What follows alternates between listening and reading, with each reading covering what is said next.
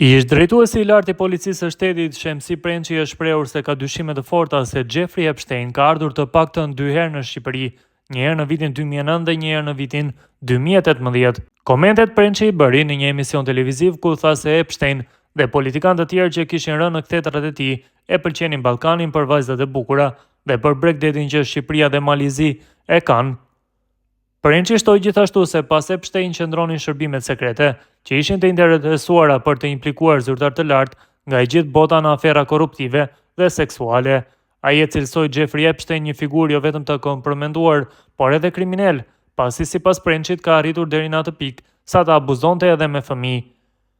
Epstein nuk ka qenë vetëm, pas tij fshiheshin shërbime sekrete që kanë qenë të interesuar për të implikuar zyrtar të lartë, qoftë të SBA-ve, por edhe të shteteve të tjera thuajse në të gjithë globin. Vdekja e tij është misterioze dhe është dyshuar se nuk ka qenë vetvrasje por vrasje.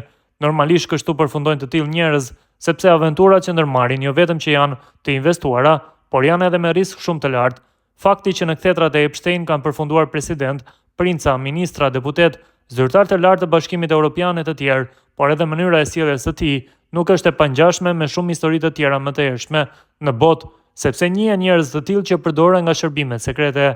Normalisht neve na intereson fenomeni i Epstein në Shqipëri dhe për këtë duhet zyrtarisht të prononcohet shteti shqiptar, pasi ka dyshime që Epstein ka qenë 2 herë në Shqipëri. Flitet për vitin 2009-2010 dhe në 2018.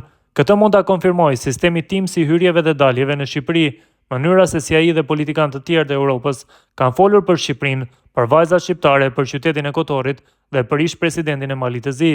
Tregon që ai dhe disa politikanë që i kishte futur në kthetra, lakmonin pjesën ballkanike për 2 arsye: e para se kishte femra shumë të bukura, dhe e dyta për një zonë të paprekur që ishte Bregdeti shqiptar dhe ai i Malit të Zi, konkretisht në qytetin e Kotorit.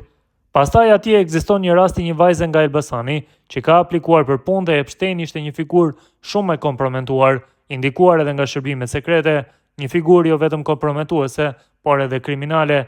Ka shkelur shumë rrugë që nuk duhet i shkelte dhe ka abuzuar edhe me fëmijë, tha Prençi.